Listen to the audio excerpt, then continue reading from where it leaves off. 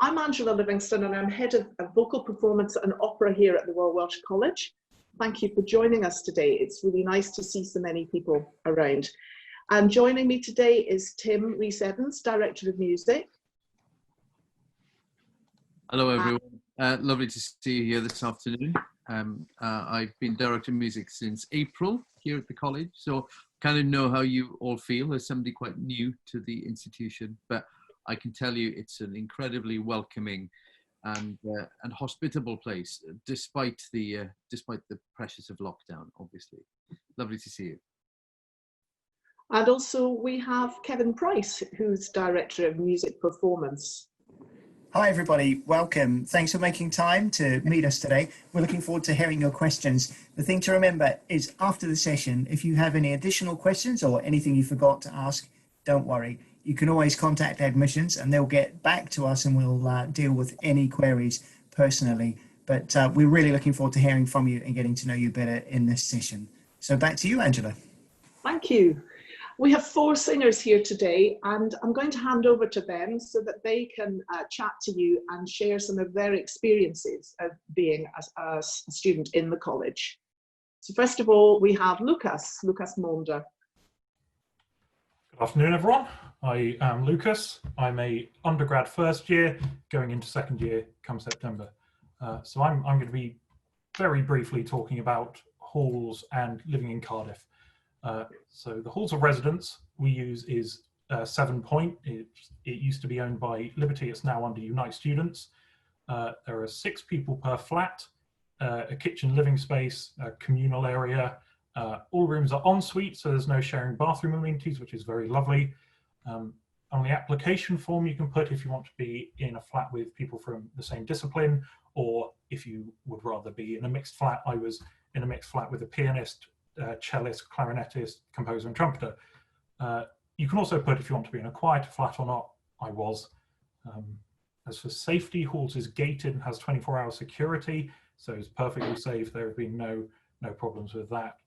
Halls is only a 10-15 minute walk away from the college along one of the main roads in Cardiff, so that's very safe as well. You don't need to use any public transport to get from Halls to Cardiff. The only thing I would say is bring an umbrella. It rains a lot. You don't want to get wet on the walk.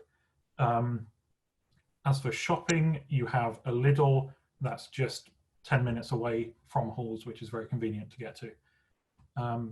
As for Cardiff, it's a lovely city. I never visited before coming to Royal Welsh, and it's fantastic. For shopping, about 30-minute walk away from Halls is the centre, where you have St David's, the big shopping centre, and lots of different shops. For exercise and open spaces, literally across the road from Halls is Butte Park, which is the biggest park in Cardiff, and massive open playing fields, paths along the River Taff. It's just a lovely place to get out, even from the city, even if it is just 2 minutes walk from Halls. Hold on. As with any city, you do have to be kind of aware of what's going on around you, but Cardiff is a very safe city. It's one of the safest I've been in, and especially Cathays, where most of the students from Cardiff University live, and Cardiff Met, stuff like that. It's a very safe area. As for travel connections, it's brilliant. The trains are frequent and they've got good train lines all over the UK. I've used it a few times since being in Cardiff during term time, and I've never had any problems. We also have National Express and Megabus running constantly throughout the city, so there are good connections to get elsewhere in the UK. Yeah, my experience in first year of living in Cardiff has been brilliant. I can't recommend it enough. It's a lovely city. It's not too big, and there's lots going on. You have Cardiff Bay, where you have the Millennium Centre with lots of shows going on every week, really. Not at the moment, but when everything picks back up, it will. So yeah, that's Halls and Cardiff. Okay, hello everyone, I'm Eswish and I'm a second year vocal student. I'm going to talk to you a little bit about life in college and what you do on a weekly basis. in terms of life in college, so on a weekly basis, starting in first year, you'll have language lessons. So in first year, you'll have your Italian coaching, and then in your second year, you'll have Italian and also German. And in third year, in addition, you'll have French as well. You do have some lectures, I have to say, which means you do have some essays to do, which all in all, they're very, very interesting. I didn't know a lot about music history before coming to college. So learning stuff in the lectures from teachers and people from outside the college is excellent. It's a great opportunity. Moving on to one of my favourite classes, so a movement class. So this isn't quite as scary as you might think it is. You do have your very fit people in college, and then you have people like me who rather just walk places. You know, I'm not a runner. I don't like jumping up and down, but it's very fun because you get to do stuff like ballet, which personally I would never have the opportunity to do ballet if it wasn't in college. You have your singing lessons and your vocal coaching. So singing lessons, you'll have the same singing teacher through your 4 years, and then vocal coaches do tend to rotate a bit. So it depends which year you're in. You will get experience pretty much every vocal coach that you can have in college, which is obviously excellent because you have different techniques of learning. You also have your performance platforms. So these are opportunities you get once a week to perform alongside people in your year. And this is it's a platform where you can treat it as professional as you want to. So you can treat it as a concert. You can be very formal, you can dress up if you want. There's absolutely no pressure, but it's a great way to try out anything you have in your repertoire. You also have your drama lessons. Drama lessons are fantastic with Alma. So Alma, she always helps you with your confidence. Anything, if you have performance anxiety, anything like that, Alma's the lady you need to go to. She's fantastic. And it's also a great opportunity to be a little bit foolish, I have to say. You can run around, make as much noise as you do. It's fab. And another thing I'll have to include as well is choral conducting. So choral conducting is where you get to meet a few of the conducting students, and they'll conduct you then. It's a great opportunity to get to know them, and you also get to sing with other years as well. So it's a great way to get to know people. And that's all from me then.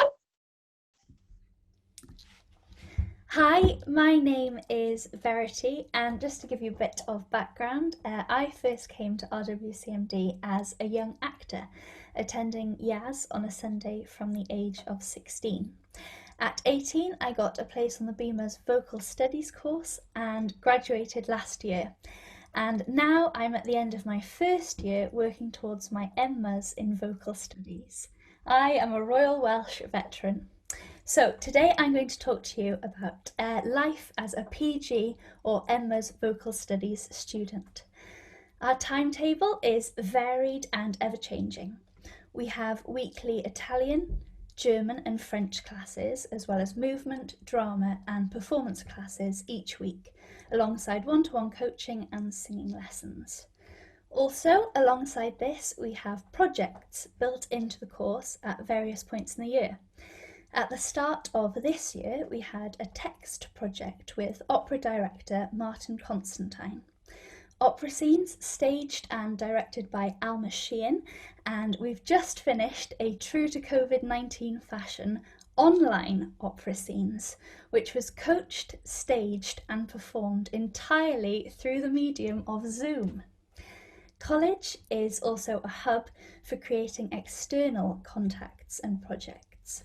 Since the second year of my undergrad, I have been a BBC National Chorus of Wales student scholar. And this year, from my previous work and dedication to the chorus, I was offered professional work as a choral session singer, as well as working on a number of outreach projects for both the BBC and the Welsh National Opera, including teaching a traditional Welsh folk song to 40 American delegates, which was lots of fun and a bit of a challenge. As I'm sure you are all aware, the college hosts a performing platform for a huge variety of influential and renowned performers from around the world. In February, I, along with my friend Charlotte, who is here, had the incredible opportunity to perform alongside tenor Nikki Spence, accompanied by Simon Lepper, in Janacek's The Diary of One Who Disappeared, in the Dora Stutska Concert Hall. Also, prior to COVID, We were in the last week of rehearsals for both the spring opera productions of Così fan tutte and Miss Havisham's Wedding Night, where I was a member of the ensemble for both pieces. As I am sure it's clear to see, college is a real hub of activity, and for a postgrad student there are so many truly incredible, one-of-a-kind opportunities that I know I would have never got anywhere else. Next year, when I do step foot in the big wide world, I know that my 8 years of training at RWCMD and the connections that they helped me build will put me in good stead to being a successful, confident and well-rounded performer. Thank you. Hi everyone, I'm Charlotte and I am a soprano studying on the Masters of Music course. I began my training at the Royal Welsh College of Music and Drama on the undergraduate course and decided to further my studies at the college.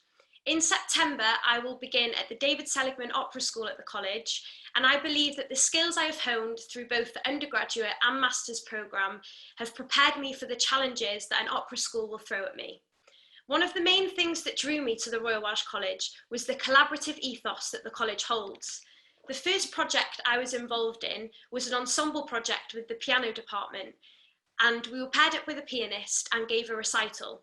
In the same year, we went into nursing homes around Cardiff and performed for residents. This outreach experience gave me skills in performing that are invaluable. And throughout my time at the college, we've performed in many outreach projects. In my second year, my year group and myself produced an opera for primary school children, and we performed it in several primary schools across South Wales. This meant that in my first 2 years at the college, we performed for members of the community aged 4 to 94. The collaborative ethos of the college and the community has allowed me to meet many industry professionals and learn how the industry itself works. As a young singer today, it's not only about having a good solid singing technique, but also about giving the full package of a performer. In my 5 years at the college, I've worked hand in hand with an incredible drama and stagecraft coach, Alma Sheehan.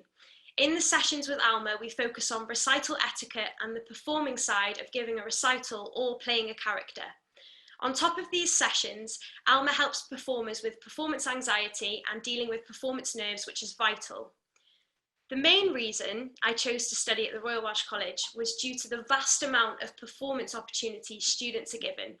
In every year of my college experience, I've performed multiple recitals, been involved in many ensemble projects with my year group, and been given the opportunity to perform in the college opera productions. As well as internal college opportunities, I've been lucky to work with the Welsh National Opera on several projects. In the final year of my undergraduate degree, I was given the opportunity to perform in a main stage production of Jake Heggie's Dead Man Walking. Rehearsing and performing with the Welsh National Opera meant that I learnt firsthand from industry professionals what is expected of young singers finding their way into the industry, and meant that I knew what skills I needed to develop to have a career within an opera company. I've also performed in the chorus of the college's annual opera gala, working with the Welsh National Opera Orchestra and world-renowned conductors such as Carlo Rizzi and James Southall. Whilst at the college, I have also experienced masterclasses with well-established singers, for example, Roderick Williams, Ailish Tynan, Rebecca Evans, and Susan Bullock. As well as these masterclasses, I've been lucky to have coaching sessions with visiting artists such as Simon Lepper and Joseph Middleton. The course is designed so that students can make the most out of their college experience in terms of what they enjoy and which skills they wish to acquire. I can highly recommend the college to any singer, either starting their training or wishing to progress their training further. Thank you, Charlotte, very much. Kevin is going to speak about auditions now, and this information is relevant to those that will be auditioning this autumn for a place to start in September 2021. Thanks so much, Angela, and really fantastic to hear our students speak so beautifully about the course. It's always striking that the relationship between teachers and staff and students here is so close, and it starts off with sort of, you know, school to university sort of student teacher and evolves until by the end of the course and in postgraduate, we're really looking at you as young colleagues, and the way that you've spoken today really reinforces that. for me. It's fantastic to see and great to hear what you have to say. Thank you so much. For those of you who are here as visitors and thinking about applying, it's important to note that this year we've decided to take all of our auditions online. That's for obvious health and safety reasons, but also just to give everyone a really uniform opportunity to apply this year. So when you apply through UCAS Conservatoire tracking system, you'll be asked to upload a recording, an audio-visual recording, and you'll be given a link and a OneDrive link, and we'll be asking you to submit an MP4 recording by Monday, the 19th of October, 2020. You don't have to remember or worry about that date, because when you submit your application, all the information will come through to you. Your recording should include contrasting repertoire, and for BMUS applications, we're asking you to prepare 3 pieces of your own choice of around 12 minutes in contrasting period and style to be sung from memory, and 1 piece in Italian is desirable. And we are asking you to please use an accompaniment, either live or recorded, for that submission. Once we've heard your recording, Angela and a close vocal department colleague will review the recording, and then we will invite all applicants for an online interview, again with Angela and another member of department. And that's going to give us a real chance to learn about you, who you are, where you've come from, where you want to be. And remember, when you're writing your personal statement, that gives us a chance, when we're looking before your interview at the statement, to really select some questions to ask you that you're comfortable with. So the key to writing a really great personal statement is imagine that you're just writing the questions that you want the panel to ask you, and then you can take real control. It's important to note that the things I've just described are undergraduate requirements, and for anyone who's here or thinking about postgraduate, there are a number of options available. And if you've got questions specifically about repertoire, to send admissions an email, and they'll forward that on to us so we can get back to you personally. But the main thing to remember is the process is going to be entirely online, and to just really think about contrasting repertoire that's going to show you at your best. And we want to know about you in terms of your technique and also your artistry and your expressive personality. So it's like choosing clothes that you feel comfortable in. Choose repertoire that you feel really comfortable in. And we're here to find out about you and what you do know. It's not an exam. We're not trying to catch you out. We're here to give you a real chance to show who you are as an artist and try and support you as much as possible. So that's probably enough from me. Just bang any questions in the chat or send admissions a note, and we'll get straight back to you. Hope that helps. And Angela, over to you again. Thank you, Kevin. So we're open for questions now, and I'll start by answering the questions that have already been sent in, and then move on to answering some live questions. So you do please put those in the chat box. I hope there's going to be time to do the live questions, because we've had a substantial amount of pre-submitted queries, and I'd like to try to get through all of these if I can. And just to recap on what Kevin said, if you'd like further details on anything that we covered today, please email admissions@rwcmd. And if I'm not able to get to your question, I will email you with an answer in due course. So the first question that came up was, what opportunities are there for choral singing and coaching? Esilt and Verity have touched on that a little bit by detailing the activity with our choral conducting course, and also the opportunities for singing with the BBC National Orchestra of Wales Chorus. I have to get that right. Yes, I think around 20 of our students currently hold scholarships from the BBC Chorus, which takes the form of a stipend as well. That's a competitive audition, but there's a substantial number there to be had if that's something that you're interested in. And the BBC come into college every year and conduct those auditions on site. We also have opportunities around the city for cathedral singing, Llandaff Cathedral being one such. It leads to the next question that came up, which was, are you able to couple the course with individual study with a choral scholarship at the cathedral? Well, yes, this has been done in a few cases. I think it has to be carefully considered, both in terms of time commitment and potential conflicts with your college activity. And I think also that a regular choral responsibility does need to be balanced carefully against the demands of your developing voice. And so this would be something that you could discuss with your tutor and with me to see if it was a compatible offer for you and your individual needs at that time.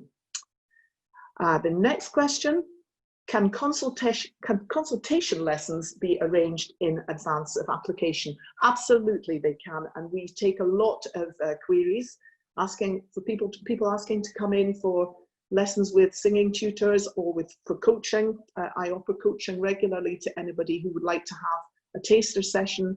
And we also do taster days. If you're interested in the college and you'd like to come and join the current BMUS 1 cohort and follow them around for the day through their various activities, that's absolutely something that we can arrange. And similarly for postgraduate entry as well. A similar offer is there. The next question, do all of the vocal teachers use the same technique? Well, I hope so. Although every singing teacher is different, unique, even with a huge variety in approach.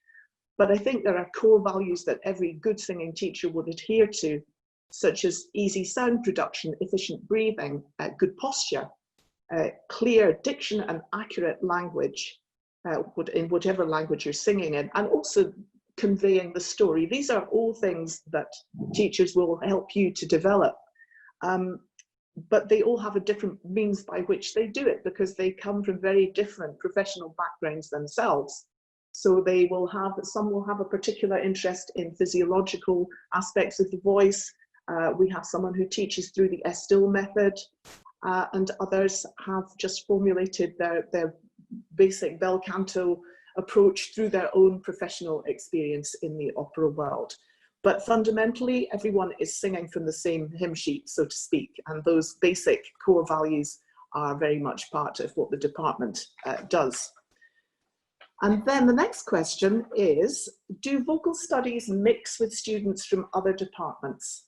Yes, we do. And we have very good collaborative opportunities that are embedded in our BMUS course with pianists, as I think Verity mentioned that in first year you are paired off with a first year pianist and you work on repertoire together, both in your own rehearsal time and also in a series of classes, and perform a recital at the end of that first term. And that is an assessed module, but it's also part of getting to know another department and also getting comfortable with the whole idea of performing in front of each other. So that's our kind of starting moment for year one, is immediately you are in an ensemble. And I think that ensemble activity is very much threaded through the whole of the BMUS course, and the opportunities and the sort of personal responsibility in each of those ensemble projects grows with each year, with schools opera, with musical theatre projects, and eventually in fourth year with your own opera scenes. So that is something very much that we like to have collaboration with. There's also quite a lot of collaboration with the composition department. There is a college chorus where we put on very big choral works. There's also a chamber choir, and actually the chamber choir is open to other departments. So people who are interested in singing chamber choral music join, and you meet other people through that. And of course, the biggest, I suppose, the biggest mix, if you like, cross collaboratively in the college is opera, where many departments come together: orchestral players, our design students, stage management students, etc. It's a very, very big collaboration. So there's lots of integration across the college. I think it's a unique part of this college, actually, and it's a wonderful thing. How often do vocal students have the opportunity to perform? The students have touched on that a little. It's certainly weekly. There are performance classes with peer review. There are drama classes, language classes. As I say, opportunities to be in college opera productions. There are opera scenes for both postgraduate years and for year 4. Every year group, as I've already said, has a very focused ensemble moment in their coursework, whether it's musical theatre or schools opera. So the coursework, the departmental work is very performance led, and we like you to perform as much as possible, because I think that's the way to learn. You learn a lot about yourself when you do that, and you learn to become more confident and fluent in that. And the next question, which I just can't quite find. Oh yes, how many masterclasses are there per year? Well, we have visiting artists coming in to give concerts. These are public concerts in our wonderful concert hall. And routinely, those artists will stop after the performance and conduct some masterclasses for every discipline, not just singing. Generally, the singers' masterclasses also involve some of our collaborative pianists as well. So there's a little bit more collaboration there. We also have visits from other artists and music staff of opera companies, for example, who just come in and spend the week. We've had Susan Bullock, Derek Clark from Scottish Opera has been in. We've had Joseph Middleton, Simon Lepper, Malcolm Martineau. We have quite an array of people who are associated with the college. Some are fellows of the college, but they all have an ongoing relationship. So there are various artists coming in from outside to enhance your experience over the year. This is a question which is more to do with loans and finance. Is the course covered by UK Student Finance Master's Loan, given that the loan is only applicable to courses worth 180 credits? The module list implies that the MMUS course is only worth 100 credits. So I just wanted to clarify that the loan is applicable, and the MMUS course is in fact a 180 credit course. The PG diploma course, however, is 120 credits. So for vocal students outside of the UK, what grading requirements are needed for admission? We accept a range of international qualifications equivalent to level 3 qualifications in the UK. If you need any further information on this, then please email admissions confirming where you're studying and what your qualifications are. What international fees would apply for students who are international but have UK citizenship? So unfortunately, holding a UK passport does not guarantee that a student will qualify as a home student for tuition purposes. You'd normally be required to be ordinarily resident in the UK for 3 years at the point you start a course. However, students holding a UK passport would not normally require a visa to study. Again, if you have any further questions or you require further detail on this, then please get in touch with admissions because they can help you on that front. So somebody has asked what level of piano is required to study as a vocal student. Well, none formally, but if you have basic keyboard skills, it's surely a desirable thing and a very helpful thing in terms of your own independent learning. So I would always endorse any kind of piano lessons that you might like to take between auditioning and coming to college if you don't already have any skills. Within the college, all of our students take teaching skills modules, and it's very common for singers to hook up with a piano student and be their guinea pig student in that teaching skills module. And this has been a very successful way actually of giving some basic keyboard skills to singers, some of whom then go on and take the piano on a more serious level and continue with more regular lessons, either with their student teacher, or in some cases, they actually opt to buy in lessons with college staff as an extra thing. But definitely, if you play the piano already, it's a great plus. It's not a requirement for entry to the course, but it certainly will be something that will help you and stand you in very good stead. So the next question, is there a waiting list for specific teachers? And if so, do you eventually get a place with a teacher of your choice?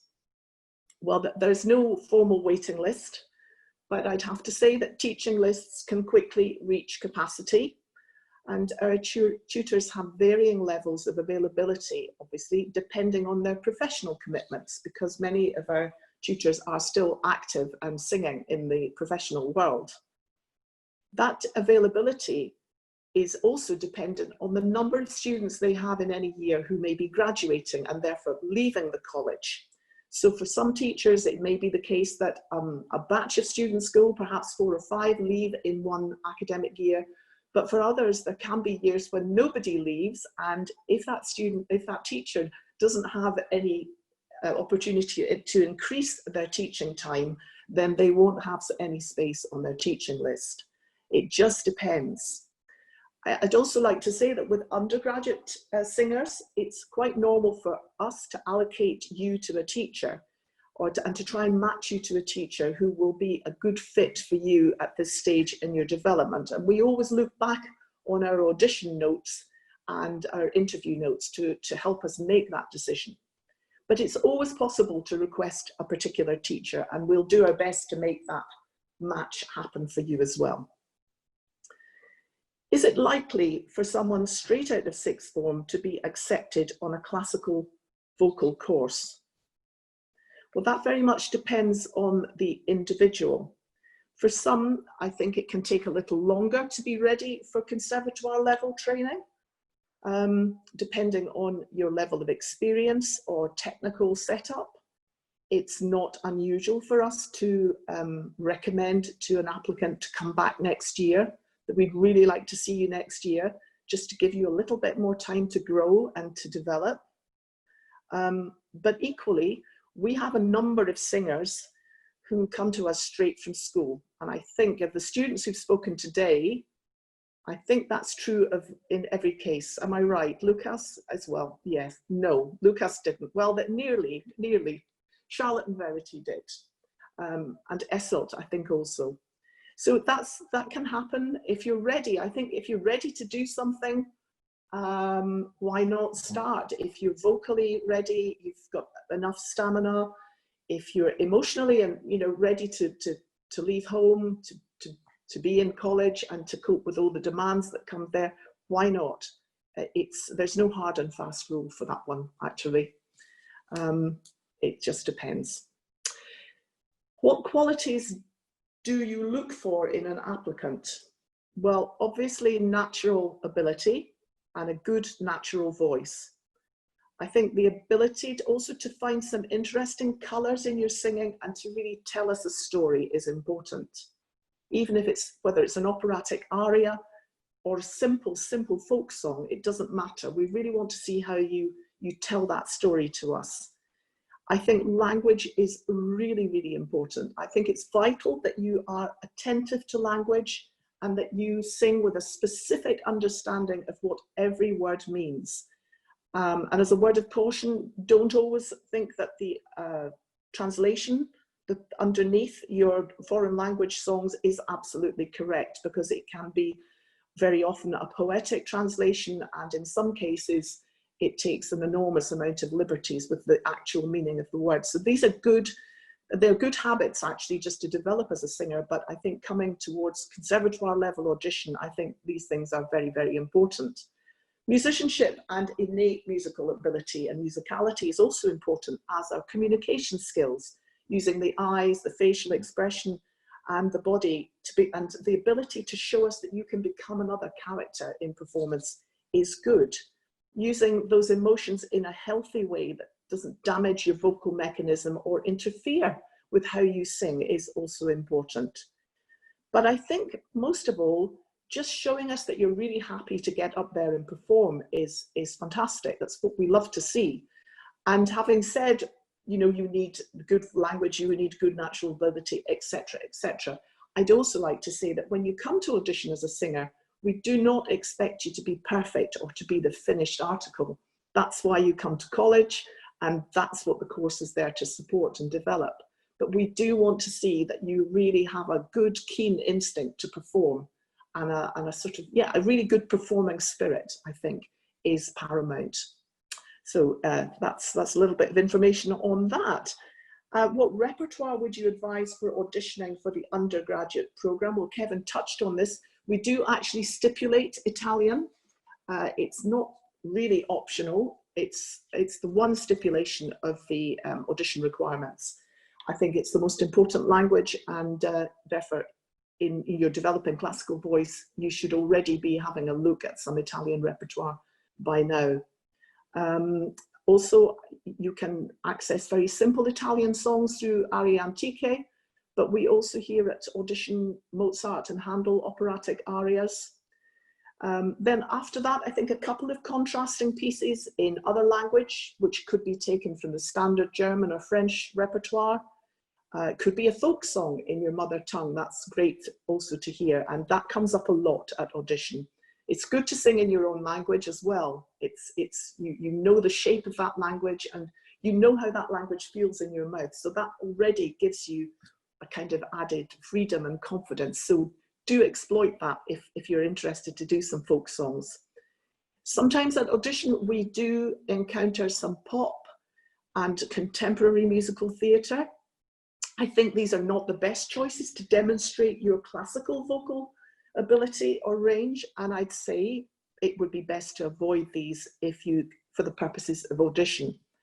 But whatever you do choose, please be comfortable and confident in presenting it, so that if you're not feeling on top form that day, or if you suddenly find yourself stricken with nerves, you can still turn out a performance which is secure and safe, even with a little deficit in your kind of personal feelings on that day. The technical aspects of whatever you choose should be well within your capability, so that you don't have to worry about these and you can just get on with the business of performance. And wear comfortable clothes. If you're a female singer, soprano, mezzo, don't choose the moment before you enter the room to put on the highest stiletto heels, because it rarely works. It's always a moment of discomfort, I think. The next question, do you apply for scholarships, or are they offered to exceptional candidates? Well, some candidates who perform exceptionally well at audition are recommended for scholarship by the panel, but it's also possible to be considered for scholarships in case of particular financial need. And actually, I'd like to ask Kevin just to speak a little bit on that subject, if I may. Basically, when we hear your audition and we have your interview, as Angela says, we're able to get a really good view of who you are as an artist, and sort of an internal ranking as well. So scholarship allocation is very much done on quality, but also remember that in the interview you have got that opportunity to let us know about your own position and kind of challenges you might have with funding. So it's always a good idea to let us know if you've got those kind of practical challenges before we take you on the course as well, because there is a little bit of bursary funding for those who need it that we can apply. And there's also a formal process for postgraduates to apply for some bursary funding as well. But yeah, scholarships are applied on merit and quality at audition. And then the other conversations really about financial need follow on from that application process and selection process. So thanks. Probably, do you want to add anything into that, Angela? No, that's wonderful. Thank you very much. That's absolutely great. Thank you. I'm going to zip through the next few questions because I can see that time is running on. Am I right? Yes, I think I am. Do you learn all types of vocal music, for example, choral, operatic, musical theatre? Yes, you do. And with reference to musical theatre, there are two specific projects in the course. One is a year 3 musical theatre showcase that is an ensemble piece of work. In year 4, you have an option to present a 20-minute musical theatre recital with specific requirements, syllabus requirements of legit musical theatre, Sondheim, Cole Porter, etc. Yes, you do some operatic work. Year 4, devise a story through a selection of opera scenes. They source the costumes, the props, and with the guidance of Alma, the drama teacher, they direct and prepare this musically. This is also an ensemble assessed project, which happens. And choral, yes, we've touched on that already.